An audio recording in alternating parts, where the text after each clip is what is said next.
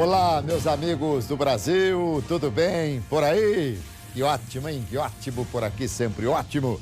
Estamos chegando com o nosso Visão Geral de hoje. Visão Geral, um olhar atento para os fatos do momento. Hoje nós vamos entrevistar aqui Alcidney Sentalin, consultor em gestão, professor da IBGV, Fundação Getúlio Vargas. E vamos falar de vários assuntos com ele: consultoria em gestão, empreendedorismo, política. Aliás, a política está em efervescência, hein? Pegando fogo. Meu caro Sentalin, tudo bem? Obrigado pela presença aqui no programa, viu? Boa tarde, Alberto. É um prazer estar aqui com vocês. Uma boa tarde a todos os nossos ouvintes. Sou um admirador do seu programa, principalmente com uma pauta tão aberta e tão construtiva. Obrigado, obrigado. Acertei seu nome direitinho, não? Acertou, é Alcidney Sentalin. Alcidney. Eu falei Alcidney, mas Alcidney. E o Alcidney não é com S como quase todos os Sidneys, tá certo? Não é Sidney nem Alcidney, é a junção dos dois. Isso. É Alcidney. Criatividade de papai. Muito bem. Você durante muito tempo na sua vida explicou como é que se escrevia. Muitas vezes. Até o Sentalin, que é com ele no final, também requer. Que também é exclusividade nossa, dos meus ancestrais, meus avós, não são Sentalins. É um erro de cartório do meu pai, que era Santanin. Virou Sentalin e continua até hoje Sentalin. Mas isso é muito comum, muito comum. Por exemplo, na minha família, dos meus avós paternos libaneses, o sobrenome era Khairala.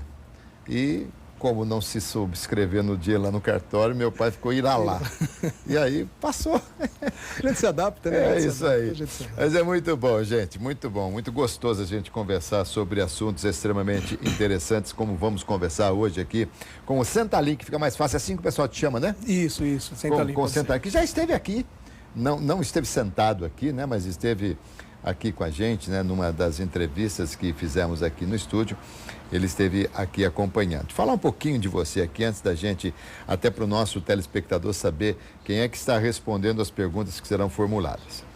O Alcidney Sentalin é sócio proprietário da Autogestão e Negócios, ele é palestrante, graduado em administração de empresas com habilitação em comércio exterior, pós-graduado em gestão pública no Instituto Nacional de Pós-Graduação, MBA em marketing pela FGV, personal coach pelo IBC, Instituto Brasileiro de Coaching.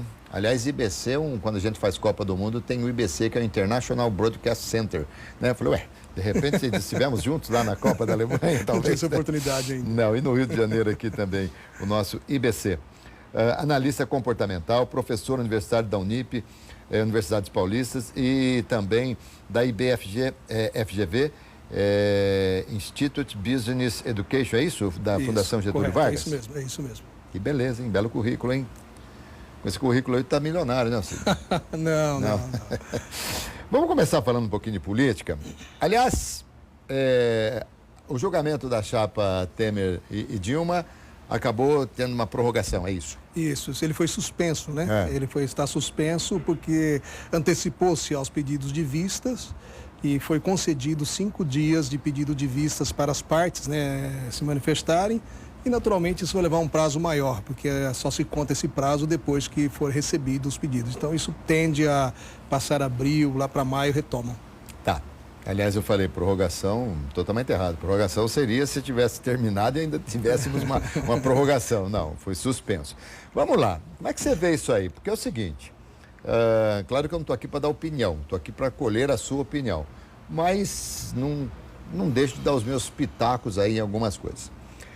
O pedido de vistas, muitas vezes é um recurso para empurrar um pouco mais para frente e tal, mas às vezes, é algo interessante, porque é o seguinte, é uma decisão extremamente importante, não podemos perder mais um presidente, né? Sim, eu não sou jurista, embora no nosso grupo de trabalho, na nossa empresa, nós temos advogados que trabalham, então e também faz parte do nosso negócio. Se me permite, Alberto, eu penso assim, o Estado ele é essencial para a economia. Se você não tivesse o Estado, você teria um desequilíbrio de força, né? Você teria já a produção e a geração de e não teria distribuição. Então, o momento que nós vivemos é um momento atípico. Nós temos hoje uma operação Lava Jato, nós temos hoje a questão do questionamento da vitória eleitoral da chapa Dilma Temer. Agora, o que assim, me deixa bastante tranquilo em saber é que a justiça ela está trabalhando, embora talvez não no tempo que nós gostaríamos, do nosso jeito, que nós somos por natureza, né? Nós somos imediatistas, mas ela está trabalhando. Então, eu tenho acompanhado isso até com uma certa preocupação, porque nós vemos agora alguns indicadores econômicos que já está começando a ser mais positivo para o ambiente de negócio, e nós temos o risco aí de uma condenação da chapa, você ter um novo processo e trocarmos de presidente pela segunda vez em 4 anos, né? Mas eu acho assim, as instituições estão funcionando, essa suspensão do julgamento, essa concessão dos 5 dias de prazo e tudo mais, ela está perfeitamente dentro da lei, e o nosso direito ele é legalista, né? Então, você da lei, eu também respeito muito o seu ponto de vista, acho que às vezes tem aquele negócio, né? Não se deve mexer em time que está ganhando. Porém, não sei se o nosso time está ganhando. Mas, enfim, o que me preocupa é o seguinte: o que é que nós queremos de um país? Nós queremos legalidade. Perfeito. Nós queremos que as nossas instituições se fortaleçam dia a dia, se robusteçam e que nós tenhamos pessoas no comando que sejam seguidores da lei. Por exemplo, se houve o Caixa 2, se houve algo que justifique a impugnação, ou que justificaria a impugnação naquele momento da chapa Dilma Temer, por que não se fazer agora? Por que não se fazer justiça? Por que deixar alguém no comando que esteve lá de maneira irregular? Há o aspecto, me perdoe também, de me adiantar aqui na colocação, de que talvez o Temer tenha como justificativa que ele não tinha poderes com respeito à manipulação da conta do partido maioral, que era o PT. Concordo com você, tanto que assim, eu não opino quanto à permanência ou não do atual presidente, sou favorável à legalidade. Particularmente, a minha opinião, se me permite, eu sou adepto a que seja feito aquilo que é justo. Como, por exemplo, mas isso pode gerar um caos. É melhor você reconstruir algo do caos. Sim, com uma estrutura de verdade. Eu acho que nós temos um momento hoje de passarmos a limpo uma série de coisas que aconteceu ao longo do tempo e não pode ser contemporizada. Agora também, por um outro lado, há a preocupação de que você faça ela da forma legal, até para você não ter questionamento. Então, independente do que aconteça, não podemos tomar decisões jurídicas, que ela é pautada pela lei, pela conveniência, pelo momento. Concordo defendo essa tese. Você. E tem uma coisa também, e isso não adianta a gente fugir, lógico que nós temos que a todo momento seguir a lei. O grande detalhe é que se o país estivesse voando, se o país estivesse de vento em popa, se o Brasil estivesse indo com força, embora a gente entenda também que era muito difícil o país retomar imediatamente, né? Mas se a coisa estivesse fluindo com uma naturalidade muito maior do que está, confesso a você que o próprio povo daria muito respaldo ao Temer. No entanto, a popularidade dele tem caído dia a dia. Está com uma popularidade horrível, né? Também não sei se nós trocamos 6 por meia dúzia, nem vem ao caso. O fato é que, da minha visão, entrou de maneira irregular, não pode continuar. E quem estiver tem que andar na linha. Se não andar na linha, tem que sair. Eu concordo plenamente com você. Acho que é o momento que a gente tem uma oportunidade de reescrevermos a história e dizer, olha, se você não fizer direito, vai ter consequências lá atrás, porque tudo isso que a gente vive, de uma forma geral, é consequência de decisões políticas, de decisões que foram tomadas por conveniência, por momento, e vamos ser sinceros, né? Se você pegar a pirâmide social, quem vai pagar a conta mais cara é justamente quem está na base. Exatamente. Então, eu sou adepto mesmo que, ainda que seja um tratamento de choque, ainda que doa, tá? Mas pelo menos possamos mudar um pouco o nosso jeito, né? Até porque a consequência disso é o ambiente. Se você tem um ambiente seguro para fazer negócios, o negócio flui. Se você não tem, se você tem essa instabilidade, ele é bastante complicado, Muito bem.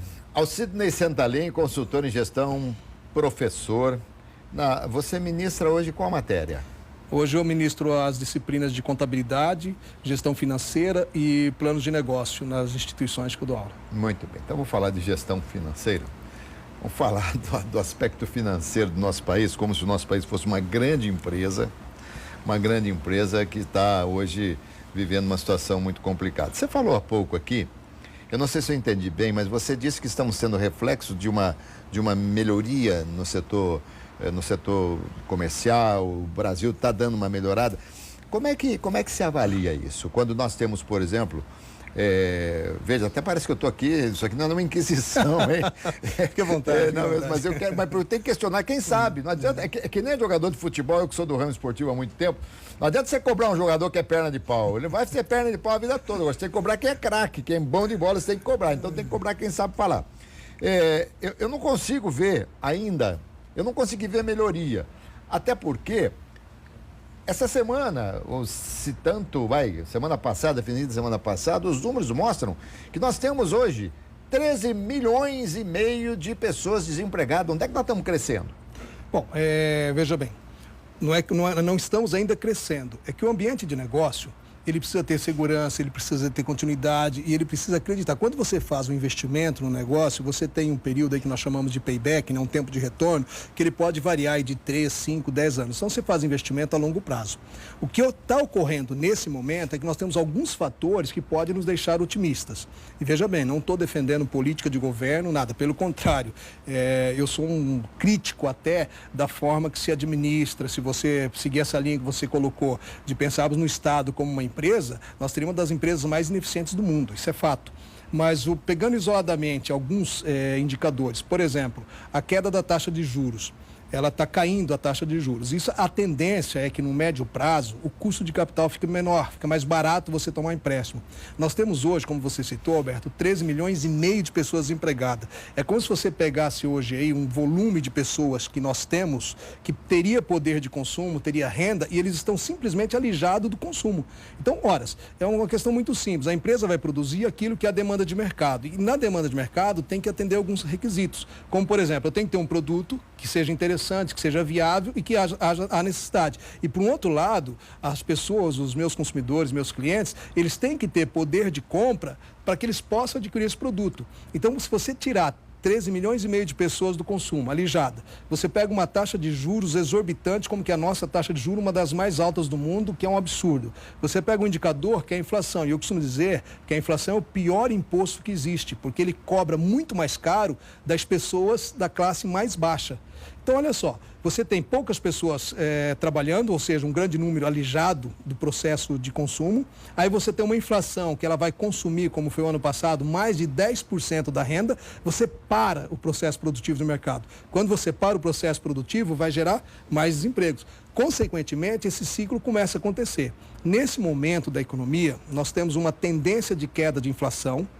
Ela deve ficar, até alguns economistas mais otimistas já estão prevendo ela abaixo do centro da meta, ou seja, abaixo de 4,5%, já se fala até em 3,9%.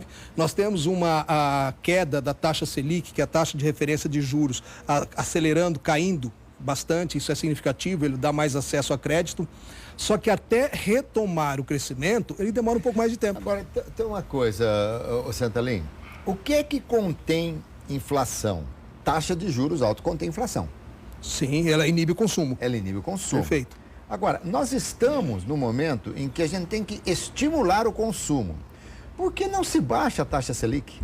Está baixando, né? Não, mas está baixando. Mas muito a lento. De tartaruga. Não, e até chegar a redução da taxa Selic, chegar ao consumidor, vai demorar uma eternidade. E por que não pode se acelerar esse processo? Qual é a consequência que traria de imediato no mercado nacional baixar rapidamente a taxa Selic? Vamos colocar um outro fator da taxa Selic, né? A taxa Selic é a taxa básica do governo, tanto que Selic, né? Serviço Especial de Liquidação e Custódia, é a taxa básica que o governo paga para que possa negociar seus títulos. Então, o governo utiliza também a taxa Selic para que ele possa captar recurso. Se nós fôssemos um governo superavitário, nós temos um exemplo de um país do mundo que a taxa é negativa. Se eu deixar o meu dinheiro depositado no banco, ao invés dele render, o governo cobra a taxa.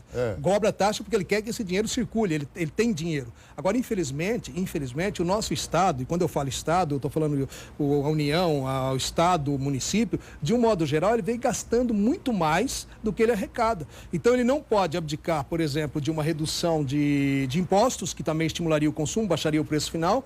Ele não consegue reduzir drasticamente uma taxa de juros, que ele vai ter problema de captação de recursos, entre outros. E o processo produtivo vai demorar. Infelizmente, nós pagamos caro por capital, nós temos uma massa de pessoas economicamente ativa fora do mercado de consumo e nós temos uma insegurança de investimentos. Então, nós temos alguma combinação de fatores que faz com que a nossa economia ela vá assim, capengando, ela vai devagar. E ainda com todos esses exemplos de explicações que você deu, você falou que nós estamos saindo, nós estamos melhorando. Estamos menos ruim, né? Não vou dizer que nós estamos bom. Nós estamos menos ruim. E isso eu vou ser bem sincero para você. Eu tenho uma certa vivência com empresários, com investidores e até com empresas de pequeno e médio porte. E aqui eu faço um reconhecimento. São verdadeiros heróis nacional. Que produzir e ser competitivo num país com esse arcabouço jurídico, essa estrutura política administrativa que a gente tem, é coisa para herói. E as nossas prefeituras? Nossas prefeituras estão falidas. Salvo aí raríssimas exceções, os prefeitos, quando vêm aqui, eles vêm acompanhados com lenço. Eles trazem um lenço porque choram. Porque realmente, e eu tenho conversado, depois termina o programa, a gente sai aí para tomar um café, né? Ali no corredor, na sala do café. A gente conversa com os homens públicos, sobretudo do Poder Executivo, mas é um negócio impressionante. E a lei de responsabilidade fiscal dos mais antigos, como é que a coisa fica? Olha só, mais uma vez pegando a tua colocação de uma empresa e o governo, como se o governo fosse uma empresa, que dá até para fazer um paralelo. Sem dúvida. Uma diferença, né? A empresa ela tem que gerar lucro, um órgão público, um Estado, né, como um todo, ele tem que prestar serviço. O que houve, assim, de uma forma geral, né, com honrosas e raras exceções, nós temos prefeituras com arrecadação altíssima, que nós chamamos rica, mas quando você vai ver as contas dessas prefeituras, de um modo geral, está no vermelho, porque foram gasto, consumo de dinheiro. Eu não sou contra a prefeitura prestar serviço, eu sou favorável, é a função dela, da prefeitura do Estado, mas ela nunca pode gastar mais do que arrecada. Se nós fizermos investimento, com o tempo ele retorna. Quando nós gastamos, não retorna mais. Se você pegar as nossas prefeituras da região, a grande maioria delas, elas foram fazendo concessões, e hoje ela não tem mais receita, está gastando com o pessoal. Então, na aplicação da lei de responsabilidade fiscal, qual eu sou um grande defensor dessa lei de responsabilidade fiscal, tem realmente, o mau gestor ele tem que ser punido, até porque isso aí vai criar novos hábitos de gestão. Bom, nós vamos falar aqui ainda no programa sobre a mudança, a terceirização.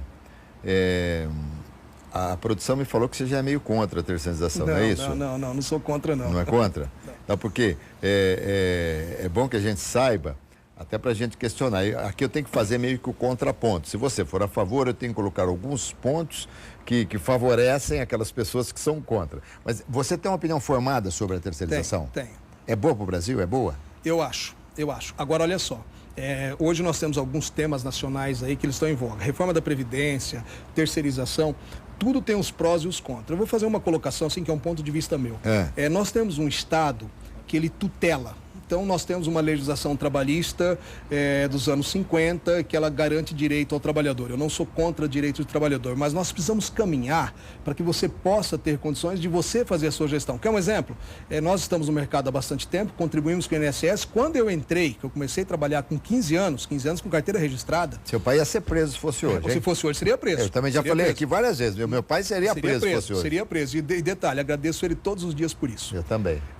Então, assim, pelas regras quando eu entrei no mercado, eu estaria me aposentando. E claro, eu tenho um processo produtivo todo pela frente. Agora, ao longo do tempo, eu paguei esse valor da Previdência. Aqueles que me empregaram pagaram, e até hoje eu também sou seletista numa das instituições, eles recolhem. Se me desse esse dinheiro, eu teria feito coisas muito melhores do que isso. O dinheiro está lá. Eu tenho um fundo de garantia que está lá parado, bloqueado, um valor, eu não posso fazer nada com ele. Ou seja, posso comprar uma casa, desde que não seja no limite de onde eu estou. E tem que ter uma razão para comprar. Ou em caso de enfermidade, morte, etc., aposentadoria. Ou seja, está lá rendendo nada, absolutamente nada. Mas tem uma função social. Então, se pegar de um extremo, de um Estado tutelado para um Estado totalmente independente, e nós temos exemplos hoje, nós temos países hoje que não tem 13º, não tem férias, ninguém está tirando isso na terceirização. Agora, custa muito caro, Alberto, para você contratar uma pessoa, custa caro para você demitir uma pessoa. Então, de um modo geral, o Estado hoje ele não tem capacidade de investimento. Quem tem é o capital privado, é a iniciativa privada, são as empresas. A empresa ela pensa 10 vezes antes de contratar e ela pensa 20 vezes antes de demitir. Então, esse problema que nós temos hoje de desemprego A empresa não gosta de demitir, custa caro. Então, isso vai demorar um pouco mais para acontecer. Talvez a terceirização, ela acelere um pouco mais a absorção dessa mão de obra. Olha, é muito interessante isso que você falou, porque é bom também você ouvir o outro lado, né? Porque a gente já vê aqui, já ouviu aqui várias pessoas defendendo. A gente defende o lado do trabalhador, claro, a gente não pode jamais, o trabalhador não pode perder direito. Só que é o seguinte, o trabalhador, por vezes, quando se torna um pequeno empresário, alguma coisa assim, aí ele sente exatamente a dificuldade. Eu não estou me referindo ao grande empresariado nacional, às grandes empresas multinacionais que vêm para cá, não. Eu me refiro àquele que aliás, esse pessoal acaba significando grande parte da receita nacional, que são os micro e médio empresários. E eu costumo dizer o seguinte, salário, para quem recebe não é nada, mas para quem paga é duro mesmo. Ainda sobre terceirização, pelas propostas efetivas, você não acredita em perda do trabalhador? Eu acredito que no primeiro momento ele vai ser recolocado, pode até ter perda de ganho real de salário, isso naturalmente, porque, como eu estava te falando anteriormente, a empresa ela vai buscar o menor custo. O menor custo, se eu trabalho numa empresa, ela me pagar um valor, é óbvio que ela só vai pagar esse valor se eu tiver mais valores agregados. Existe uma coisa chamada oferta-demanda. Se um profissional for bom e especializado, na terceirização ele passa a ser disputado, aí ele recompõe o salário. E ele não vai deixar de ter o 13º, não vai deixar de ter direito às férias, enfim, os direitos do CLT, ele continua. Só que permite que as empresas contratem, só que aumentar o seu quadro de pessoal, ela contrate empresa especialista. Isso já acontece, você tem hoje serviço de vigilância, segurança privada, você tem serviço de restaurante, você tem várias coisas. O que mudou agora é que a empresa pode abertamente terceirizar qualquer processo que ela quiser, inclusive dentro da empresa. Ô, Sendali, deixa eu entender uma coisa aqui. Quando você terceiriza, você não recolhe o fundo de garantia do funcionário, quem vai recolher é a empresa do funcionário. Exatamente. O funcionário, se ele for PJ, ou seja, uma pessoa jurídica, ele pode ser um PJ, uma empresa de uma única pessoa? Pode Seria uma empresa individual? Sim, sim. Então, por exemplo, eu sou um locutor esportivo, eu sou um apresentador de televisão. Aí eu sou contratado, porque no caso eu tenho uma empresa, que é a ProEsporte Comunicação e Eventos, né? Que faz os contratos com os meios de comunicação. Mas eu poderia ter uma empresa no meu nome. Eu sou uma pessoa jurídica. Perfeito. Eu recolho os meus encargos, aquela coisa toda. Perfeito. Mas eu posso também. Você me contratou para trabalhar na sua empresa. Eu, enquanto pessoa jurídica, PJ, o dia que eu não for, eu posso terceirizar para uma outra pessoa? Como é que a coisa funciona? Vamos lá. O que muda de personalidade jurídica e pessoa física? Eu contrato a pessoa física dentro do regime da CLT. Eu contrato uma pessoa jurídica pelas legislações que existem de contrato. Então, nós contratamos. Você foi contratado para prestar o serviço. A tua empresa foi contratada, a tua empresa tem a obrigação de fazer. Ou você ou outra pessoa. Agora, o que acontece? Quando eu contrato você, eu estou te pagando pela sua PJ, e você está recebendo aquele valor, sobre aquele valor você decide se você vai guardar um 12º, 13º, se você vai guardar um terceiro. Mas você está contratando a mim, eu que tenho que prestar o serviço. Isso, você que tem que prestar o serviço. Mas se eu contratar a tua empresa e a tua empresa terceirizar, ou seja, quarteirizar, vamos assim dizer, botar alguém para prestar o serviço e houver concordâncias no contrato sobre isso, a responsabilidade trabalhista é sua, da pessoa que você contratou, e minha, solidário, se você não cumprir as obrigações trabalhistas sua com seu funcionário, eu vou ser acionado juridicamente também. Isso aí também. Então, inclusive posteriormente, caso o funcionário seja demitido da empresa que prestou o serviço da terceirizada, se ele não receber da terceirizada, ele pode acionar a empresa a empresa principal, digamos assim, pode. A contratante. Pode. Inclusive, hoje já é muito comum, quando uma empresa contrata uma outra, que é terceiro, que presta serviço, ela condicionar ao pagamento em cláusulas contratuais, ou seja, você só vai cumprir as cláusulas contratuais se você provar os recolhimentos devidos das pessoas que trabalham para você. Isso já é comum acontecer. Nos órgãos públicos, por exemplo, em processo licitatório já exige a prestação de contas e todos os direitos trabalhistas são assegurados dos seus funcionários, seus prestadores de serviço. Mas, por exemplo, se uma empresa tem lá um funcionário normal, CLT e tal, por alguma razão ela não aguenta mais, e hoje é tão fácil não aguentar mais, não é? Aí ela pede ao funcionário que seja um PJ, ele passa a ser uma pessoa jurídica, vai minimizar os encargos para a empresa. Porém, a relação de trabalho existe ali. Como é que fica isso aí? Ele é funcionário ou ele é um PJ? Não, a partir do momento que ele tem um contrato de prestação de serviço, ele é um PJ. O que existe é solidariedade nas obrigações, tá? Então, a empresa que vai contratar, ela tem que tomar muito cuidado quanto a isso. Se eu contrato um ex-funcionário meu, isso aconteceu há um tempo atrás, que a administração e gestão, ela tem muito aquela questão de modismo, né? Pessoas que trabalhavam na empresa, que as empresas tinham segurança própria, tinham refeitórios próprios, saíram, montaram empresa e começaram a prestar serviço para várias outras. Então, esse contrato que ela existe, a responsabilidade dela é comercial, já não é mais uma responsabilidade trabalhista, e ela é solidária às pessoas que trabalham na empresa. Se me permitisse um exemplo, eu tenho uma empresa de restaurante coletivo, né? Eu presto serviço para uma empresa, eu vou lá, preparo a refeição, eu tenho todos os meus funcionários lá, eu tenho a obrigação de assumir, eu tenho responsabilidade sobre todos os encargos trabalhistas dessa pessoa. Se for acionado juridicamente, a empresa também acaba sendo. E isso vai ajudar o país a tirar esse número de desempregados, assim, dessa classe, vai colocá-los no emprego, vai colocá-los numa empresa? Como é que você vê isso? Olha, eu acho que vai demorar um pouco, porque de um modo geral, nós tivemos aí 2 anos de recessão econômica, isso inclusive nem períodos de guerra nós tivemos situação assim. Então nós temos hoje uma ociosidade dentro das empresas. Quando nós começarmos a estimular e o mercado consumir mais, naturalmente a empresa vai buscar a contratação no menor custo e a terceirização tende a ser menos custosa. Aí a terceirização ela vai ter mais facilidade para ela absorver essa mão de obra, ela é mais rápida, mas vai demorar um pouco. Então assim, mesmo sendo otimista, eu estou pensando assim em médio prazo, mas de uma forma geral, eu acho que é muito mais fácil você contratar uma empresa para prestar serviço, que você pode desvincular dela de outro momento, e o outro lado, se você aproveitar esse momento de terceirização, tiver uma empresa competitiva, você não vai prestar serviço para a empresa que você trabalhava, você vai prestar um serviço para várias outras empresas. E aí, de novo, o mercado vai escolher, né, vai estabilizar ou crescer aquele que tem mais competência. Agora, tem uma coisa interessante nisso tudo. Tem mais competência. Enquanto todos nós estamos preocupados se o trabalhador vai perder o seu direito, vai perder daquilo que já foi adquirido e tal, o governo não vai perder nada, né? Porque se a empresa não vai pagar, quem vai pagar é a terceirizada. O governo não perde nada. Na verdade, nós vivemos assim uma situação bastante desigual, né? Mas, de uma forma geral, os tributos vão continuar sendo recolhidos, a legislação muda só para o contrato de pessoa jurídica para pessoa jurídica, é a terceirização mais ampla, o governo vai continuar arrecadando e vai continuar tendo as obrigações dele na prestação de serviço, né?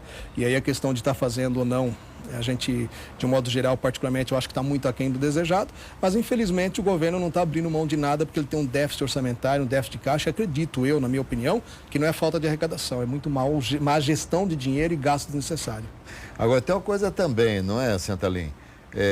O que vai se abrir de empresa para prestar serviço nesse país, com isso vai ser uma grandeza, uma coisa muito grande. E você me disse há pouco aqui, nós estamos até no intervalo, que o índice de fechamento de empresas pequenas, micro e médias empresas, é uma coisa assim assustadora. Absurdo. Assustador o índice, não é?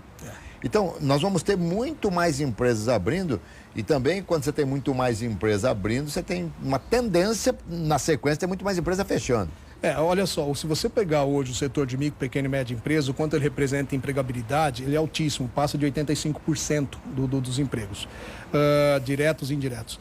O que acontece é que nós somos, são dados assim bastante antagônicos, né? Nós somos um dos maiores países empreendedores do mundo, estamos sempre em primeiro ou segundo lugar. Então, a natureza do brasileiro é ser empreendedor. Mas, infelizmente, o cenário, o mercado, ele acaba não absorvendo. Então, contrasta o índice de empreendedorismo, de abertura de empresas no Brasil, contrasta com o índice de mortalidade das empresas. Então, a empresa tem que sobreviver, ela tem um regime tributário bastante complexo, ela tem um mercado bastante oscilante, mas eu ainda acredito, eu conheço vários casos de empresas que começaram pequena e cresceram e estão bem. Eu ainda acredito que existe espaço desde que você saiba fazer, né, um planejamento e você trate a empresa como de fato ela tem que ser tratada. A empresa é um negócio, né, tem que ser feito gestão. Com certeza, com certeza. Agora, aqueles funcionários que vão ser substituídos por uma empresa terceirizada, isso também vai ocasionar um desemprego.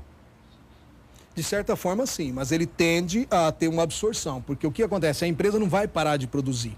A empresa vai mudar o modus operandi dela, como já aconteceu isso. Hoje é raro você encontrar uma empresa que ela tem uma ferramentaria dentro da empresa que seja dela mesma. A maioria já terceirizou.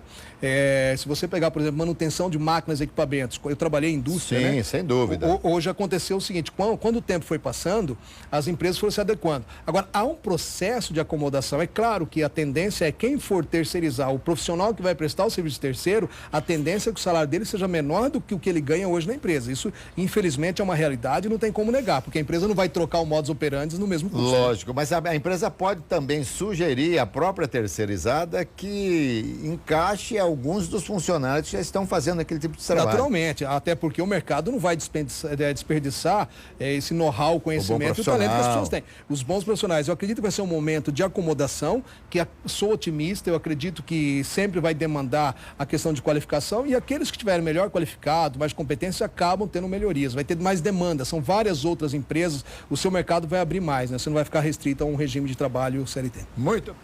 Bom, Marcelo, obrigado pela pergunta, é uma boa pergunta. O Brasil é hoje, se não a 7ª ou 8ª economia do mundo.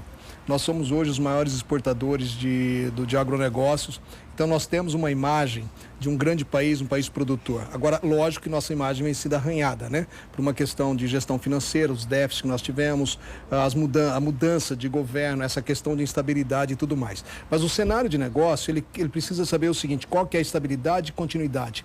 Lembre-se que nós fazemos parte da América Latina, que culturalmente é instável. Hoje nós vemos aí Bolívia, Venezuela, Paraguai com seus problemas também, e nós temos o nosso. O que a gente tem que pensar no cenário global é sempre pensar em política de longo prazo. Nós fazemos excepcionais trabalhos de promoção de produtos brasileiros e nós somos bem vistos, mas nós precisamos ter um ambiente seguro para negócio. Nós não podemos ficar mudando as regras constantemente. Eu acho que nós precisamos até criar regras para evitar protecionismo e sermos uma economia aberta como de fato o Brasil é.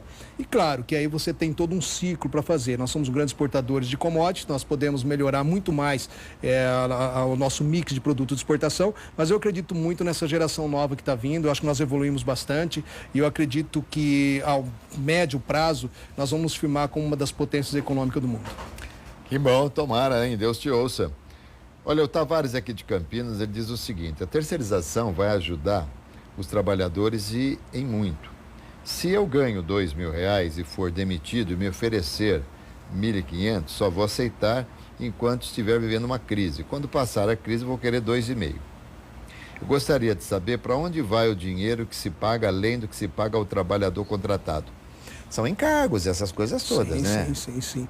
Olha, essa pergunta sua é pertinente, porque hoje quando você contrata uma pessoa, no mínimo o custo para a empresa, ele fica 65%. E não tem mágica. Como eu disse anteriormente, eu não estou defendendo empresário, não estou defendendo trabalhador, até porque eu estou dos dois lados. Mas assim, eu só posso produzir algo no menor custo e vender no maior preço. Se eu não tiver funcionários, se não tiver pessoas trabalhando economicamente ativa para consumir esses produtos, eu não vou ter por que produzir. Então não adianta eu produzir e jogar um preço muito alto se eu não tenho quem consome. E por um outro lado, também o oposto é verdadeiro. Se eu produzir e não ter lucro, eu não vou produzir. Então esse equilíbrio, ele leva um pouco nesse caso específico da terceirização, ele vai levar um tempo. O que você colocou está certo. Eu ganho R$2.500, fui demitido. Uma empresa assumiu o serviço que eu fazia lá e eu vou ser contratado por ela para ganhar só R$1.500. Por quanto tempo eu vou ficar? Até você ter uma oferta melhor, natural que seja. Supostamente essa sua empresa cresça e você é uma pessoa profissional, competente, você vai ter outros convites de trabalho. E o oposto é verdadeiro. Se ficar inviável para você, você vai ter que procurar outra coisa, infelizmente. Agora, é um período de acomodação, eu tenho certeza disso, eu não sou contra a terceirização, não posso ser demagogo aqui, eu sou a favor. Agora, é um processo de acomodação que nós vamos passar por ele, mas eu acredito que pior do que não ter direitos trabalhistas é não ter direito ao emprego, que é o caso hoje de mais de 13,5 milhões de pessoas que não tem nem direito trabalhista nem emprego. Então nós precisamos criar alguma coisa que gere emprego. E a terceirização talvez ela será, provavelmente, né? Ela venha a ser um desses fatores porque ela vai facilitar o processo de contratação. Pois é muito sério o que você disse aí. Pior do que você perder os direitos trabalhistas é você perder o emprego e não ter onde trabalhar. Né? Com certeza. Bom, eu preciso falar de empreendedorismo, mas as perguntas estão chegando aqui. Eu só queria colocar o seguinte, há uma reforma trabalhista que você, com muita propriedade, me disse aqui no intervalo que a gente precisa de uma reforma política, né? Mas na reforma trabalhista eu vi algo interessante, que os idosos, né? A gente fala idoso a partir de 60 anos. Hoje é difícil você conseguir emprego, não consegue. Talvez exista aí uma brecha onde eles possam ser contratados por hora o que, claro, não vai criar vínculo, aquela coisa toda, mas de repente vai ajudar um pouco. Eu acho que é interessante, porque essa é uma classe, né? A partir de 60 anos, se você não tiver, e dependendo do tipo de trabalho, não é que você não é empregado porque você não tem competência, longe disso, não. Tem uma série de coisas que complicam. E tem uma coisa também, o cara começa a não aguentar, certo serviço ele não aguenta fazer também, tá certo, Sentalim? Vamos falar então de empreendedorismo, senão a gente termina o programa e não fala mais, vou até pôr pra lá pra não vir mais pergunta aqui.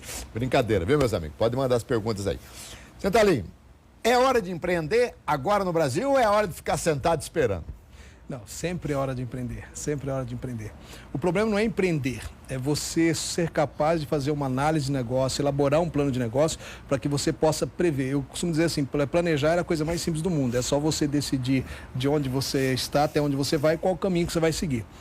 O empreendedorismo, ele é uma coisa muito bacana, ele é muito dinâmico, ele é pungente. O perfil do empreendedor são aquelas pessoas que, de um modo geral, elas são inconformistas, elas querem sempre algo mais. É hora de empreender, sim. Nós estamos com demanda reprimida. Aquilo que você não fez por uma questão financeira, que a população, de um modo geral, perdeu seu poder aquisitivo com uma inflação alta, perdeu o seu poder aquisitivo que saiu do mercado de trabalho, essa demanda existe. Ela vai ser, ao longo do tempo, necessário de alguém para suprir. Então, nós temos vários lugares para empreender, nós temos o setor de serviço, dentre eles, por exemplo, turismo, que tem um segmento bastante interessante. Na área se você fazer uma pesquisa, na área de pet shops, por exemplo, nós temos um mercado bastante interessante, bastante promissor.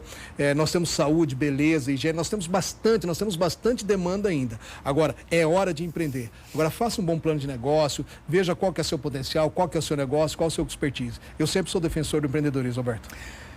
Você terminou falando sobre algo que eu queria ouvir, ver o seu expertise. É importante demais, por exemplo, eu não entendo nada, eu gosto de animalzinho e tal, mas não entendo nada de pet shop. Se eu quiser empreender alguma coisa dentro desse segmento, eu vou ter muito mais dificuldade. Ainda assim, vale a pena ou cada macaco no seu galho? Não, de um modo geral, uma coisa é o empreendedorismo, outra coisa é o investimento. Se eu tenho um recurso hoje, eu quero investir, eu faço uma pesquisa de mercado buscando aquele que vai rentabilizar melhor. Quando eu vou empreender, em geral, eu vou buscar algo que eu sei fazer, o que eu conheço o mercado para investir nele. Agora, nada impede que você, não tendo conhecimento de um setor, você possa empreender nele. Mas o princípio básico, lição de casa, vá buscar informação e vai conhecer. E de um modo geral, hoje, as informações elas são muito acessíveis. Você tem publicações especializadas, você tem feiras de eventos, você tem congressos, você tem informação. Então, se informe. Se de tudo, aquele negócio demandar um conhecimento que vai levar muito tempo para você adquirir, convém que você traga junto contigo para empreender alguém que seja conhecedor desse mercado, desse negócio. Isso aí vai diminuir muito a taxa de insucesso do teu empreendimento. Existe idade mínima, idade máxima para se empreender? Não, pelo contrário. O empreendedorismo é uma característica da pessoa que ela extrapola idade, é característica da pessoa mesmo, e sempre é o momento. Agora, é só, como eu sempre repito, né? De repente você fala, então vou empreender, vou fazer qualquer coisa e deu errado, a culpa é da dica que me deram. Não é. Vai empreender? Vai, planeje, faça, anteveja o que pode acontecer. Nós temos, por exemplo, um crescimento enorme na área de franquia. Então, se eu não tenho um know-how para um negócio, eu quero empreender nele, eu posso utilizar como uma opção aderir ao processo de franquia, porque eu já vou pagar uma taxa, mas em contrapartida eu vou absorver o know-how que essa franqueadora está disposta a deixar à minha disposição para que eu possa trabalhar a marca deles. Sentalim, eu há algum tempo andei pesquisando sobre franquias. Isso lá atrás, no começo, era algo assim muito mais exequível, muito mais palpável. Hoje o preço está muito caro das franquias, ou somos nós que não estamos ganhando bem? Não, na verdade o mercado de franquia ele abriu muito, né? Então quando ele começou, ele era um mercado, isso há uns 15 anos atrás mais ou menos, ele era um mercado novo, com poucas opções, coisa tal. Hoje você tem opção de franquia de R$2.000 até R$600.000. Vai muito do que você está fazendo. Não, até mais. As franquias gerais as franquias gerais que tem maior volume, né? Então vai muito do que você está empreendendo e qual tipo de negócio que você quer.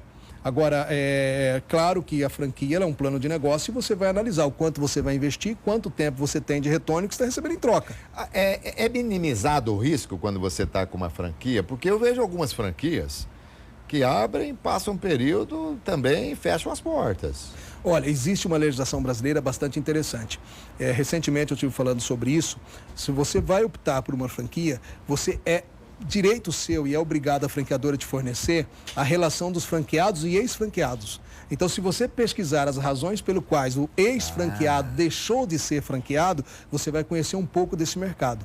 Mas, de um modo geral, a franquia tem sido bastante sucesso no Brasil. De um modo geral, há sempre exceções, né? Há sempre exceções. Minimiza o risco. Minimiza bastante. Porque já vem com expertise, já vem com know-how, com tudo isso. Mas vai demandar capital de giro, né? Tem muitos casos que a empresa ela não consegue prosperar pelo capital de giro. Tá. Outra coisa, você falou em capital de giro. Eu quero empreender alguma coisa. Eu preciso ter o dinheiro ou vale também você captar recursos, ir a banco, fazer empréstimo para empreender? Vale a pena? Vale a pena, vale a pena. Por exemplo, se nós temos aqui em Campinas locais que eles abrigam startups de empresa na área de informática, então tem uma demanda bastante grande. Então, se você tiver uma boa ideia, você consegue hoje financiamento até para desenvolvimento do produto. Tá, em startups. Mas se eu quiser fazer e investir com o meu próprio capital, também posso fazer.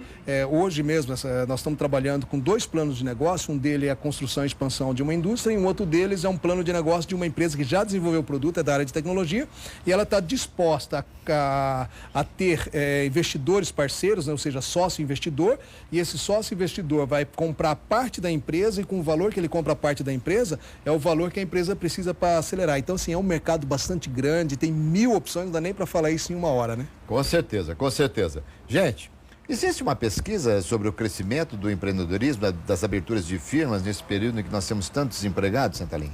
Não, olha, eu não tenho dados recentes sobre isso, mas existe, por exemplo, uma pesquisa sobre empreendedorismo no mundo todo.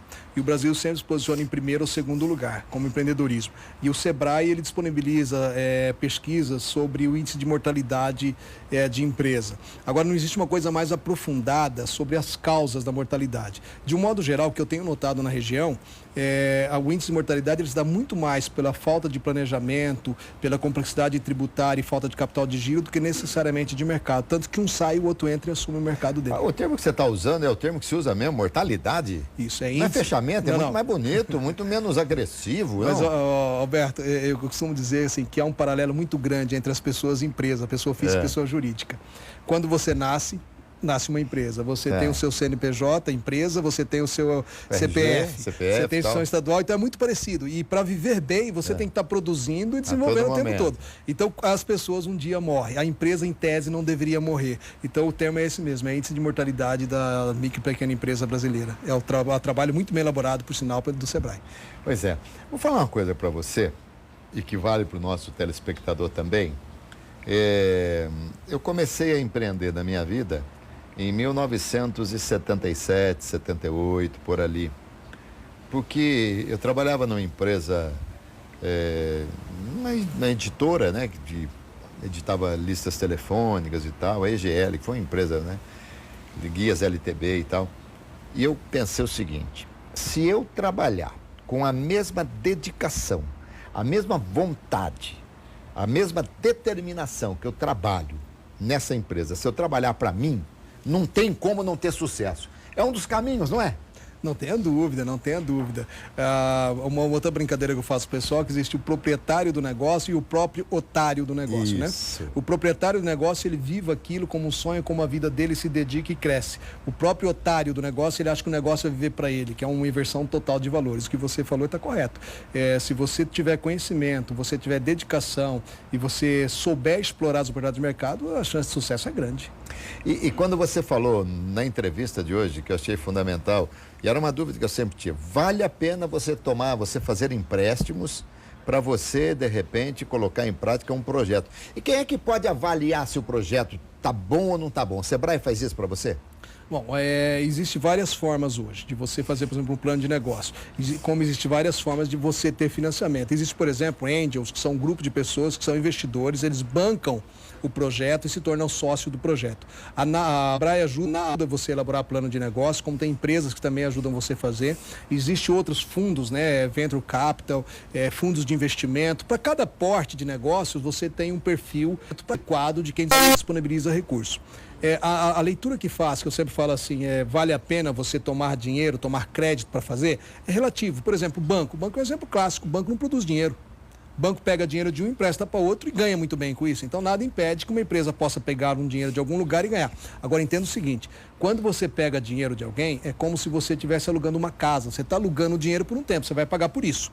Quando alguém disponibilizar dinheiro, ele vai cobrar. O que você tem que ter um negócio que te rentabilize mais do que isso. É fácil? Claro que não. Mas você pode ter, por exemplo, sócios investidores, que são pessoas que têm o capital e não têm o negócio, não têm a ideia. E eles investem no teu negócio, na tua ideia e se tornam sócios de sucesso. Gente, comprei a ideia. Vou montar uma televisão, então. Competência para isso não me falta, imagina, né? Imagina. Olha, Alcidney Santalim, consultor em gestão, professor da área de contabilidade. Foi uma delícia ouvi-lo aqui. Imagino como deva ser gostoso acompanhar suas palestras. Muito obrigado pela presença e sorte e sucesso aí na sua caminhada. Muito obrigado, Alberto, a toda a sua equipe. Parabéns pelo programa. Se me permite uma colocação hoje, comentando com algumas pessoas que eu estaria contigo. Já te transmiti vários abraços, pessoas que te admiram. E pela tua competência, brilhantismo, eu agradeço imensamente a oportunidade e espero essas colocações ter sido útil para que nós possamos empreender. Afinal de contas, quem vai mudar o Brasil somos nós, né? Valeu, gente! Que conversa gostosa aqui com o Alcidney Santalim. Espero que vocês tenham gostado. Eu gostei demais. E olha, tem algumas coisas aí que eu vou aproveitar, hein? Já vou empreender também, de novo. Vambora, querido. Foi ótimo. Valeu, então. Saúde, paz, alegria e sorte. Muito bom. Que isso, querido.